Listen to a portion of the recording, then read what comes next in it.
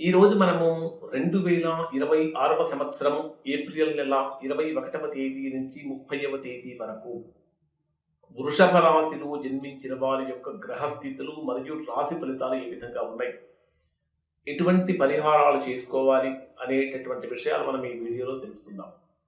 ప్రస్తుతం వృషభ రాశి వారి యొక్క గ్రహస్థితులను కనుక మనం పరిశీలించినట్లయితే ఇవి అత్యంత ఆసక్తికరంగా ఉన్నాయి. కారణం ఏమిటంటే మీ రాస్యాధిపతి అయినటువంటి శుక్రుడు మీ జన్మరాశిలోనే స్వక్షేత్రంలో సంచరించడం అనేటటువంటిది వృషభ రాశి వారికి ఒక గొప్ప ప్లస్ పాయింట్ అవుతుంది. అయితే రవి 12వ స్థానంలో వ్యయస్థానంలో సంచరిస్తున్నప్పటికీ ఉచ్చ స్థానంలో సంచరిస్తున్నటువంటి కారణం చేత కానీ, లేదా లాభస్థానంలో సంచరించేటటువంటి బుధ కుజ శనిగ్రహాల యొక్క ప్రభావం వలన కానీ, ద్వితీయ స్థానంలో ధనస్థానంలో వాక్స్థానంలో సంచరించేటటువంటి గురుడు యొక్క ప్రభావం వలన కానీ వృషభ రాశి వారికి ప్రస్తుతం లక్ష్మీ కటాక్షం ఖాయమా అంటే అవుననే చెప్పాలి.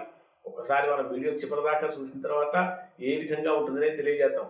అంటే ఒక రకంగా చెప్పాలంటే ప్రస్తుతం జరుగుతున్న గ్రహస్థితి ప్రకారం రవి ఉచ్చస్థానంలోను, శుక్రుడు స్వక్షేత్రంలోను, లాభస్థానంలో 3 గ్రహాల యొక్క కలయిక, ద్వితీయ స్థానంలో ధనస్థానంలో వాక్స్థానంలో గురుడు యొక్క ప్రభావంతో తిరుగులేనటువంటి రాజయోగం మొదలైందా అంటే ఇది కూడా అవుననే చెప్పాల్సిన అవసరం ఉంది.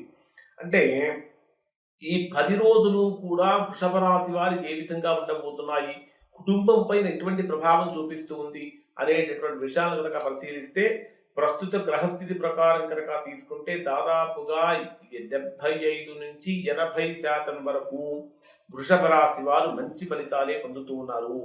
ఎందుకంటే మీ జన్మరాశిలోనే శుక్రుడి యొక్క సంచారం అనేటటువంటిది వృషభ రాశి వారిని అత్యంత ఆకర్షణీయంగా మారుస్తుంది. సమాజంలో గౌరవం పెరుగుతుంది. అయితే 12వ స్థానం అయినప్పటికీ కూడా, వ్యయస్థానం అయినప్పటికీ కూడా, ఉచ్చ స్థానంలో రవి యొక్క సంచారం అనేటటువంటిది విదేశీ ప్రయాణాలు కానీ, లేదా దూర ప్రాంతాల ప్రయాణాల కోసం కానీ అధికంగా ఖర్చు చేసే అవకాశం కూడా కనిపిస్తూ ఉంది. ప్రధానంగా తీసుకుంటే లాభస్థానంలో సంచరించేటటువంటి బుధ కుజ శనిగ్రహాల యొక్క ప్రభావం అనేటటువంటిది ఇక్కడ 3 గ్రహాల యొక్క కలయిక పాత బాకీలు వసూలు చేసి అవుతూ ఉంటాయి. అన్నదమ్ములతోటి కానీ, స్నేహితులతో కానీ చిన్నపాటి మనస్పర్ధలు కలిగే అవకాశాలు కూడా ఉన్నాయి. కాబట్టి ఆ విషయంలో జాగ్రత్తలు పాటించండి. ప్రధానంగా తీసుకుంటే దశమ స్థానంలో సంచరించేటటువంటి రాహు యొక్క ప్రభావం కారణం చేత వృషభ రాశిలో జన్మించినటువంటి వారు వృత్తిపరంగా కనుక అయితే కొత్త కొత్త ప్రయోగాలు చేసేటటువంటి అవకాశం కూడా కనిపిస్తూ ఉన్నది.